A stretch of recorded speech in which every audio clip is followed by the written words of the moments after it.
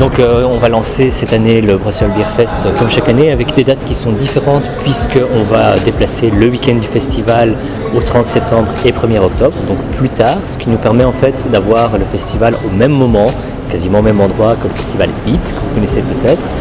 Et l'objectif en fait c'est de créer une synergie qui existait déjà avant mais qui maintenant est officielle puisque nos deux festivals sont participants ensemble et sont vraiment partenaires, puisque le Brussels Beer Fest dans ses éditions précédentes proposait déjà un lien avec la gastronomie bruxelloise, en tout cas avec l'art culinaire. Il y avait des chefs qui venaient, qui proposaient des plats, il y aura toujours un petit coin pour les artisans qui proposent des produits de bouche, etc., comme des sauces piquantes, du fromage, du café, etc., plus la présence de food trucks artisanaux au festival. Et désormais, en fait, les gens qui achètent un ticket, par exemple pour le Brussels Beer Fest, pourront également se rendre au festival HEAT, qui est dans le bâtiment juste à côté. Il suffit juste de traverser vraiment un couloir extérieur pour y entrer. Et par exemple boire des bières chez nous et goûter des plats au festival HEAT et inversement. Donc les gens qui achètent à une entrée du festival HEAT ont également une réduction sur le prix d'entrée du ticket du Brussels Beer Fest, en sachant que vu qu'on a un partenariat, cette année il y aura également la présence d'un bar Brussels Beer Fest avec uniquement des brasseries bruxelloises artisanales au festival HEAT pour que les visiteurs puissent découvrir le goût des bières, qui est une logique en fait de continuité puisque nous on a toujours promu en fait vraiment l'art culinaire avec une approche via la bière évidemment, mais qui est logique en fait, puisqu'on a toujours également eu des chefs et des ateliers culinaires au Brussels Beer Fest, tandis que le HEAT, après le Covid, a également voulu mettre en place vraiment une espèce de mise en avant des brasseries artisanales bruxelloises et belges de manière générale, avec des associations du coup, avec les plats, les bières, etc., qui se concrétisent et qui deviennent plus fortes cette année.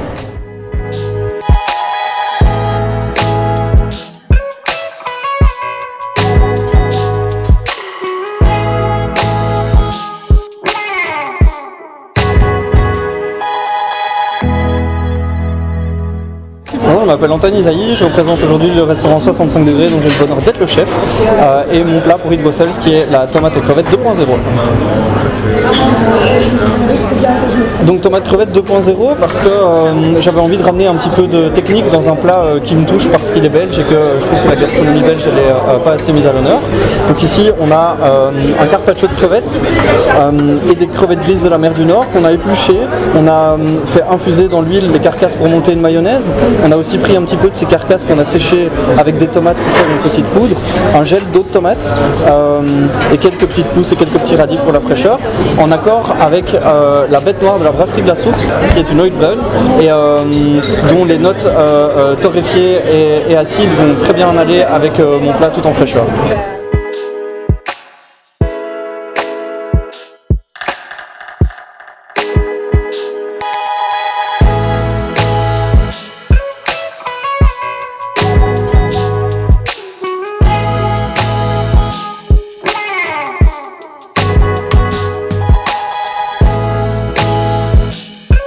Pour le pairing, on a choisi une bière qui s'appelle l'Oasis. C'est une bière qu'on a brassée déjà il y a 2 ans. C'était un robuste porteur, donc un porteur avec pas mal de sucre résiduel, pas mal de notes de torréfié, de chocolat.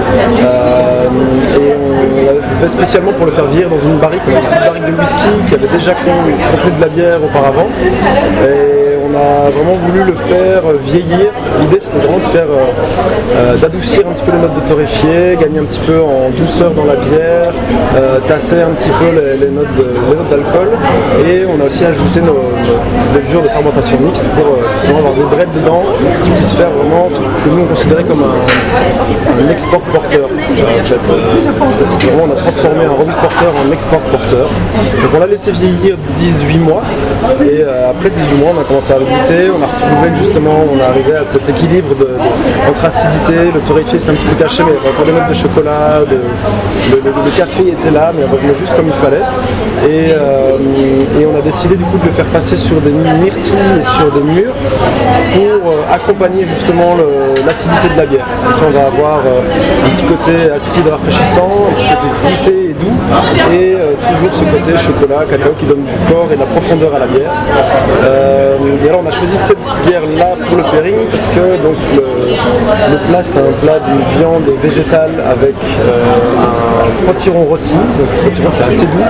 ils avaient fait un petit pickles acidulé, ils avaient fait infuser un petit peu de café aussi dans une des décoctions.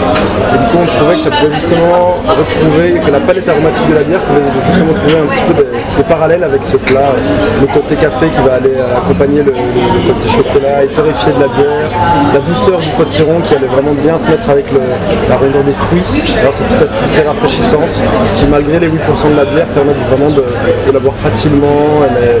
facile et avec de la profondeur et du poids. So high, I'm hypnotized. What's up is down, what's left is right. Chasing stars and holding you. I can't see the end, but we'll see it through.